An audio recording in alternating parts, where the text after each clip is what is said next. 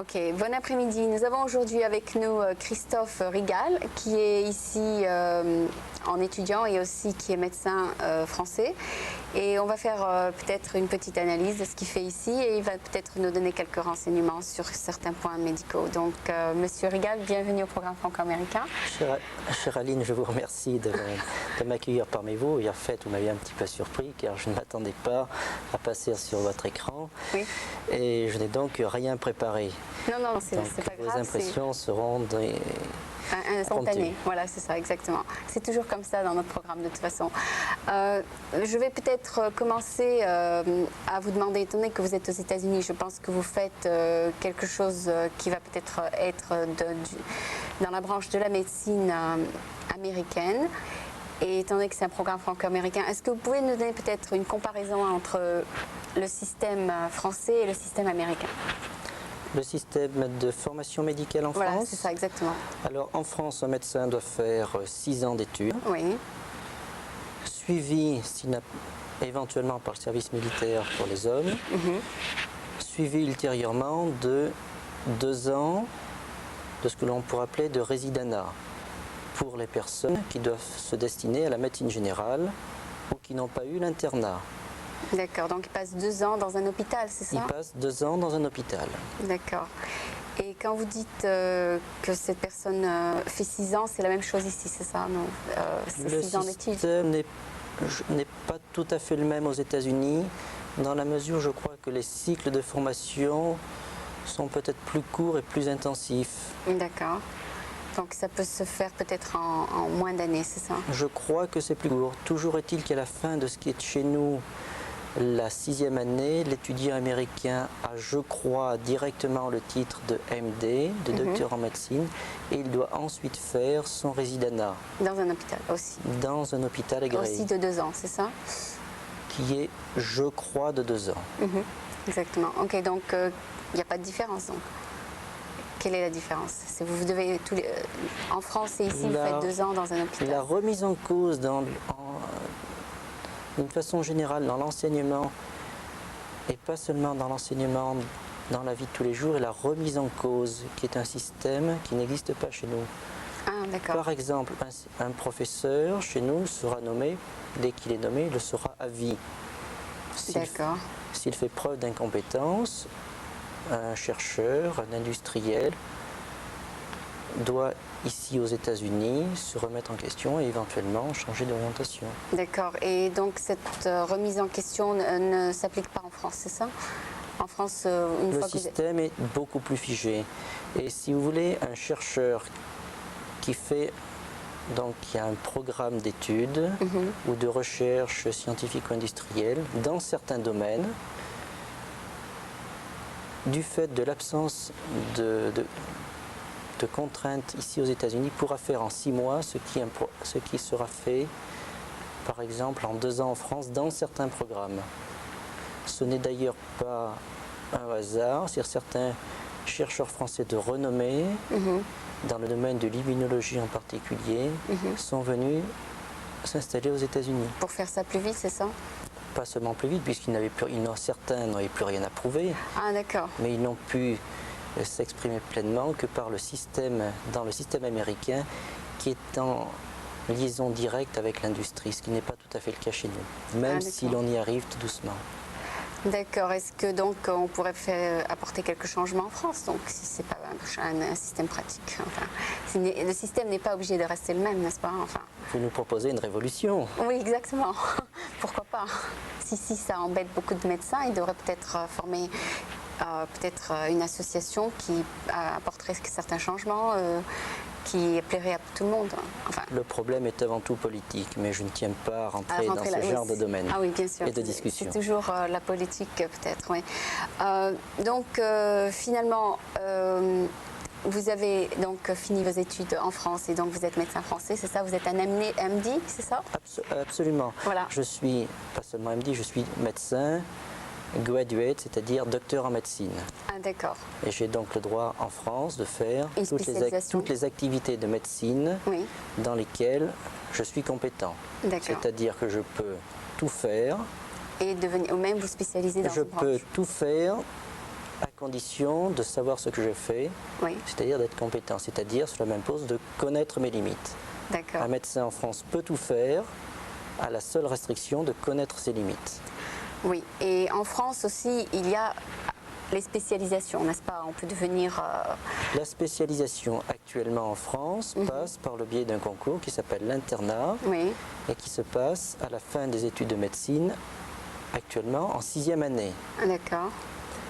Anciennement existait, et ce système dure entre 3, 4 et 5 ans selon les filières, le nombre de semestres qui sont nécessaires pour valider une spécialité.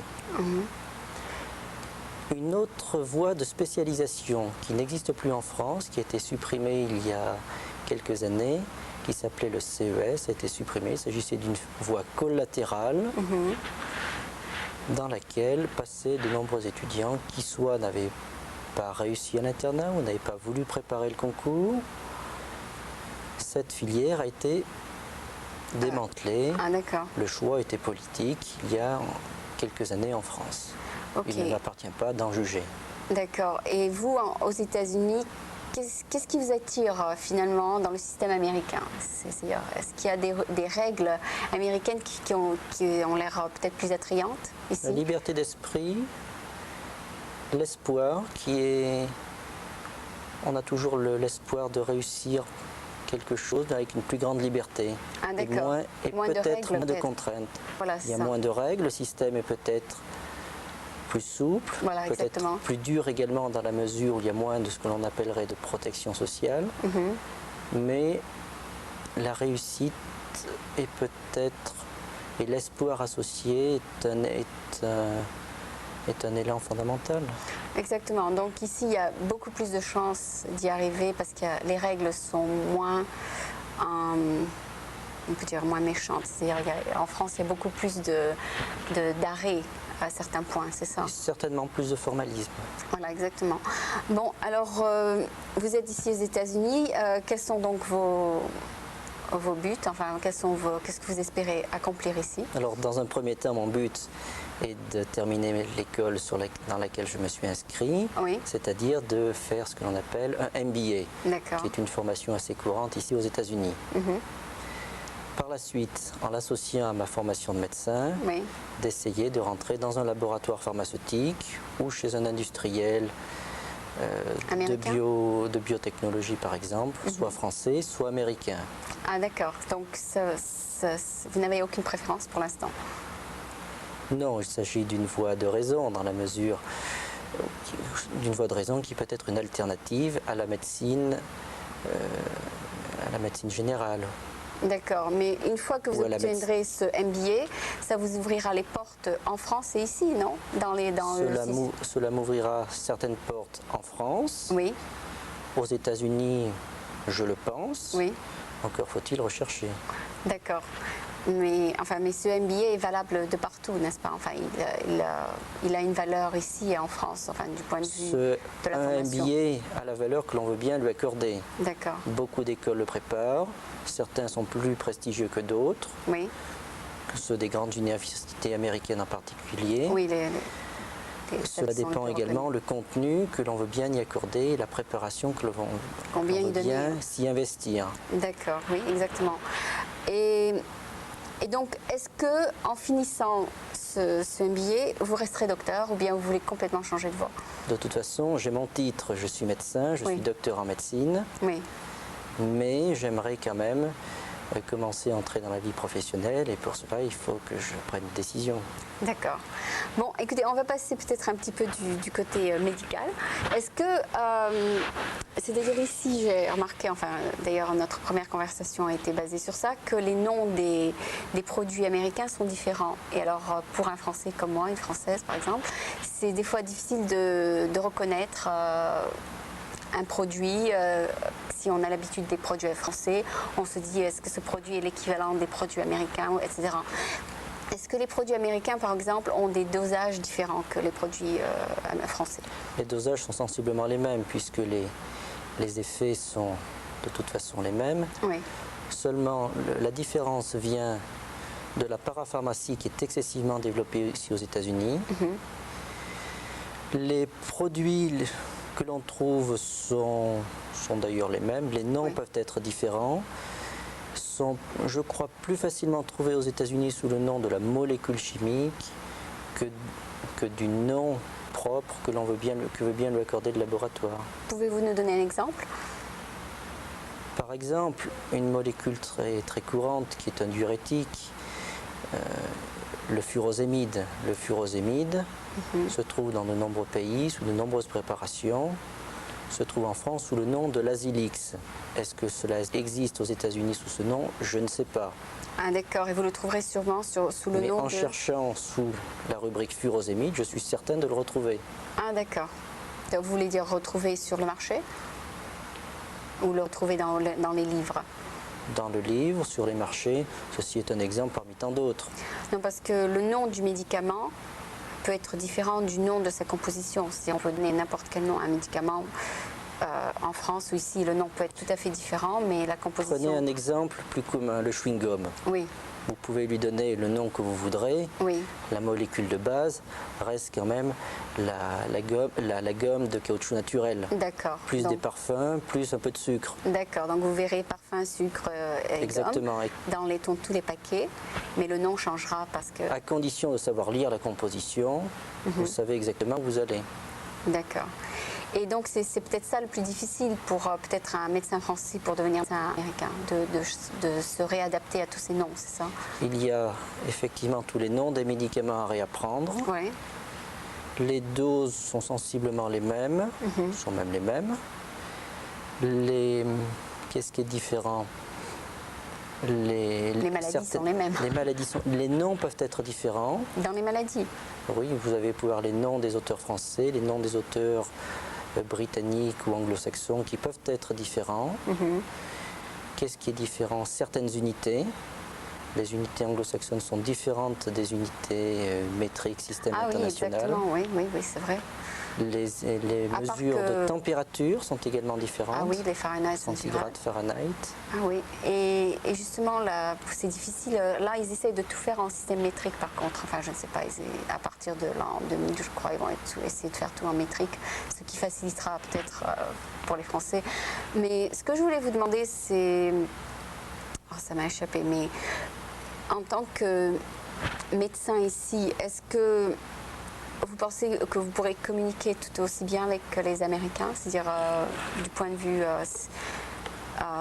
des maladies, etc. Est-ce que c'est la même chose ou bien c'est une... Du point de vue communication avec les un patients, malade, avec ça, un patient, oui. une fois que l'on a dépassé le stade de la difficulté d'acquisition de vocabulaire, il n'y a pas de différence. Le problème est de quoi vous plaignez-vous? Où avez-vous mal? Qu'est-ce qui se passe? C'est un problème de contact et ça, je crois que ça ne change pas. Il n'y a aucune différence. D'accord. Et je voulais vous poser, d'après vous, étant donné que la médecine, c'est le traitement des maladies, d'après vous, quelle est la cause qui fait qu'une personne devient malade, qu'une personne développe une maladie, d'après vous? D'abord, la médecine n'est pas seulement le traitement des maladies. Maintenant, qu'est-ce qui fait que l'on est inégal face à la maladie? Alors, cela dépend d'un certain nombre de facteurs. Avec le peu de temps qu'il nous reste, il est difficile de tout exposer. À mon avis, il y a quand même 3 éléments dont il faut tenir compte. C'est l'individu, sa défense. Comment va-t-il se défendre face à l'environnement? L'environnement qui l'entoure et qui éventuellement va l'agresser ou l'aider. Et le troisième facteur est l'adaptation, adaptation de l'individu à son environnement. Et l'interpénétration de ces 3 facteurs va déterminer un élément de bonne santé ou de mauvaise santé ou de maladie. Maintenant, il est très difficile de se baser sur ces 3 éléments qui sont quand même assez subjectifs, mais qui peuvent nous donner une explication de l'individu face à la maladie. Est-ce que vous pensez qu'un médecin a le pouvoir d'allonger la vie d'une personne de plusieurs années? Est-ce que c'est dans le pouvoir d'un médecin de faire que l'on vive plus longtemps? Le rôle de la médecine, et la médecine en général, a allongé l'espérance de vie. Oui, mais c'est-à-dire une personne qui va souvent chez le docteur a une espérance de vie plus longue qu'une personne qui ne va pas tellement chez le docteur? Certainement non. Non. Certainement non. Non, donc c'est une question de nourriture, comme vous dites, d'environnement, d'accord. Enfin, quand vous parlez d'environnement, vous voulez dire l'air qui nous entoure ou les gens qui nous entourent ou L'air, la pollution, tout, quoi. Enfin, les maladies qui nous agressent. Oui, enfin les gens avec qui on est, oui. Les virus, les maladies, la pollution, Oui. Pollution de l'air, pollution de l'eau, pollution acoustique. Est-ce que, enfin, les médicaments, c'est quelque chose de chimique? D'une façon générale, Oui. tous les facteurs qui nous agressent Oui. et qui diminuent notre Défense. Notre défense. Exactement. Ok. Et donc, est-ce que vous pensez que le fait que l'on soit entouré de certaines personnes peut réduire notre système de défense? C'est-à-dire, est-ce que vous pensez que des fois, c'est une question psychologique? Parfois. Ok. Par exemple, si une personne est malade, est-ce qu'il leur serait conseillé à cette personne de changer d'environnement, c'est-à-dire de gens qui les entourent, pour pouvoir peut-être guérir cette maladie? Mais il s'agit souvent d'un élément qui est effectivement très favorable. Et dans le cas des convalescents auxquels on conseille De du s'isoler repos peut-être? à la campagne ou à la montagne, de changer d'air. Et peut-être de s'isoler des gens qui leur causent la maladie, c'est ça? Non? Parfois. Oui. Ok, donc si cette personne donc retourne dans le même environnement, elle retombera malade, non? C'est ça? Je ne pense pas qu'il faille raisonner de cette façon. Non. Comment vous voyez la chose? C'est-à-dire, quel est, d'après vous, ce qui fait qu'une personne devient malade et puis guérisse? Qu'est-ce qui est c'est pas le médicament qui fait que la personne guérisse? Est-ce que c'est le produit chimique que vous leur donnez dans le corps qui fait que la personne guérisse ou c'est autre chose? C'est l'aptitude de l'individu à se défendre face à son environnement, pouvant être aidé par une thérapeutique particulière, chimique, éventuellement, mais pas obligatoirement.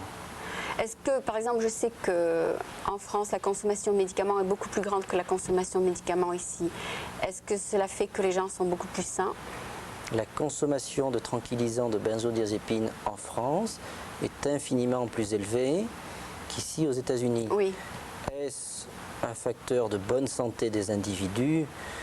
Je ne le pense pas, puisque... Vous voulez dire de tranquillisants? Dans les médicaments, il y a des tranquillisants, c'est ça? De tranquillisants, Oui. Mais le paradis chimique n'existe pas. Vous voulez dire ce qui se passe à l'intérieur du corps? Que ce soit un tranquillisant, que ce soit également ce que l'on pourrait appeler les drogues dures, le paradis chimique n'existe pas. Mais finalement, les Américains et les Français utilisent les mêmes médicaments, non? Les molécules de base sont les mêmes. Sont les mêmes. Étant donné que vous êtes médecin, vous avez peut-être étudié un petit peu l'histoire de la médecine.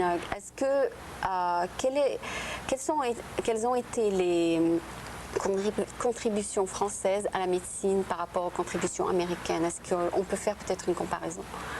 Est-ce que les chercheurs ou les historiens dans la médecine, enfin ceux qui ont développé la médecine, quels ont été les plus importants savants ou les plus grands chercheurs, d'après vous? Vous allez me mettre en porte-à-faux.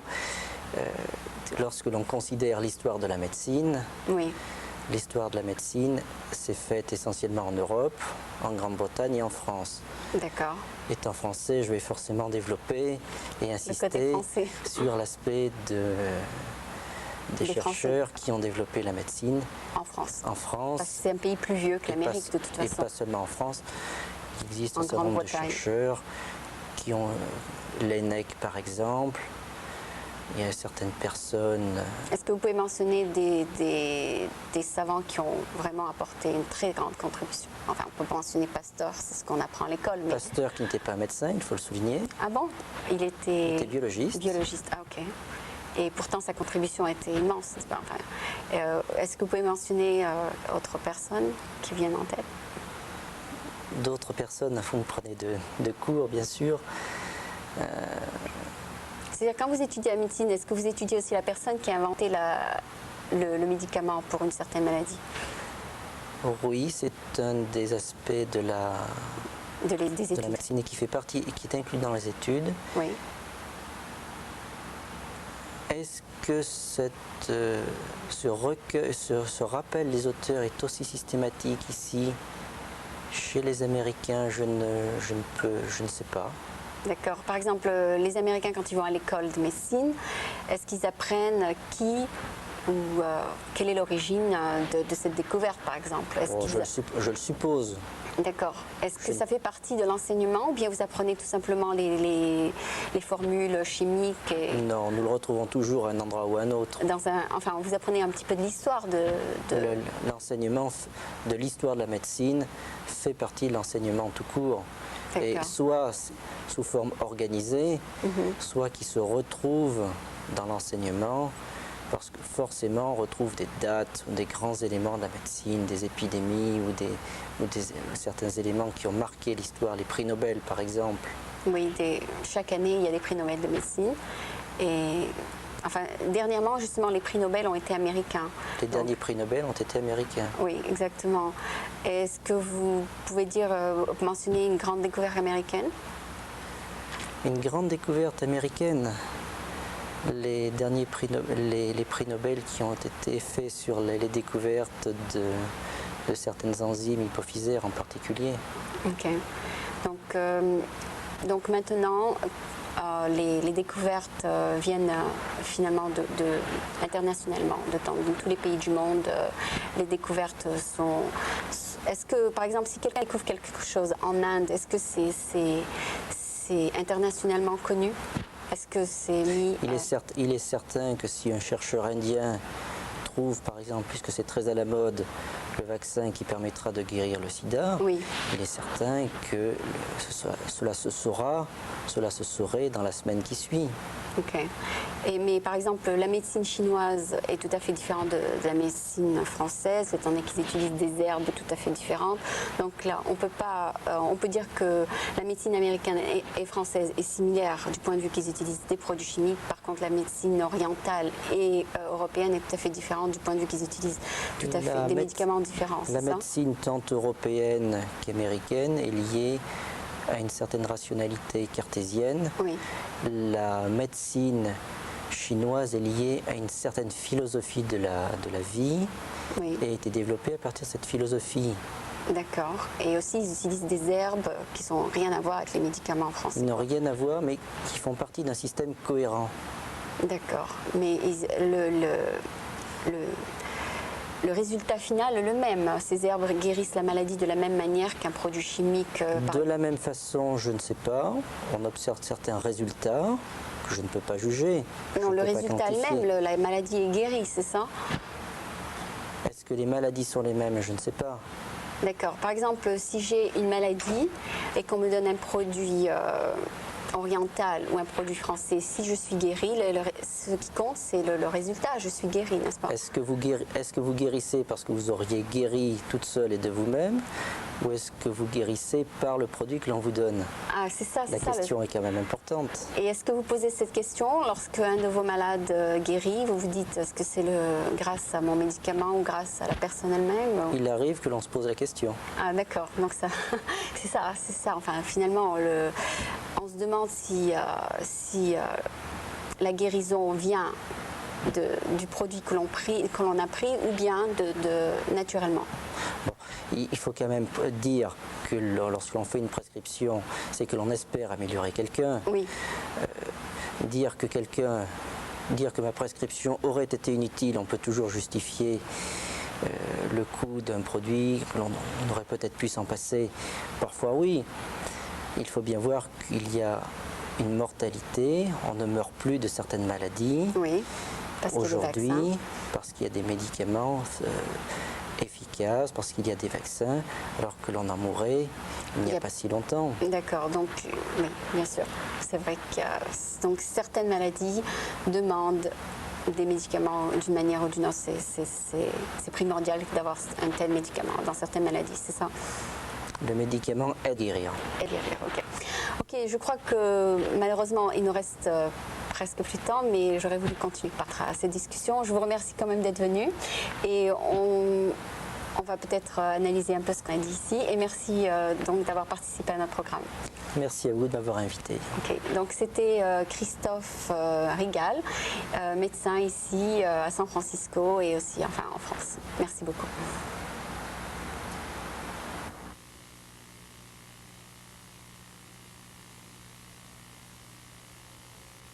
That's Moriko. Moriko, are you a Canadian? Yeah. Okay, so you are French and American, right? French, and you speak both languages, right? Okay, so are you going to play something that's Canadian? I'm gonna sing a few songs I've been writing over here to America, to San Francisco, you know. But I'm gonna sing one song in French and one song in English. Okay, so with the welcome accent. to the French American television program. Okay. Thank you.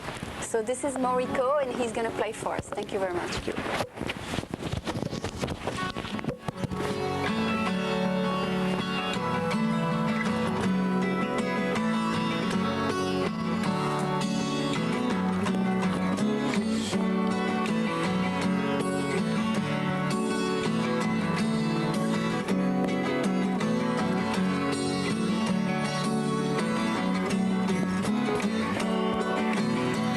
It's like the freedom around you.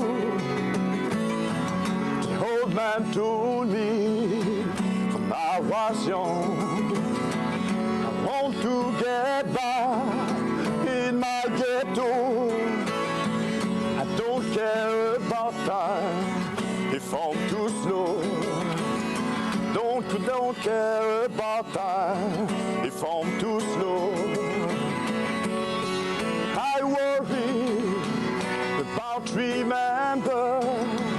It's like the road to hell. Ooh, I'm thinking no about remember. It's like the shooting star. Hey, Ludom, some little dom sue, like the shooting star. To-do.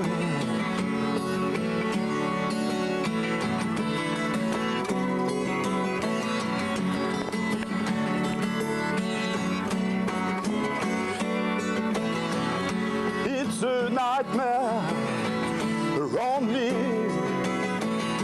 Who am I on this earth? It's like the dust in the night. Who wakes me in my dreams? It's just reality of life. Oh, I worry about remember. It's like the road to hell. Ooh, I'm thinking no about remember. It's like the shooting star. Hey, Ludom, some little dom soon, like the shooting star. Do.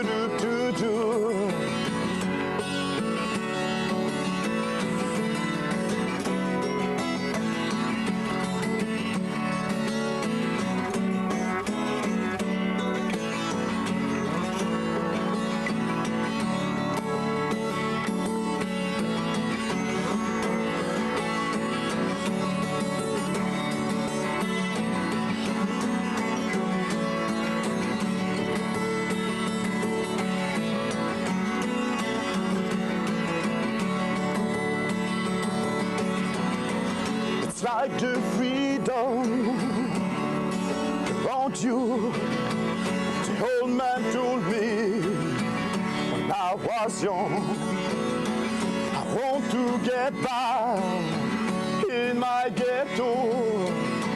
I don't care about time if I'm too slow. I don't care about time if I'm too slow. Don't care about time if I'm too slow.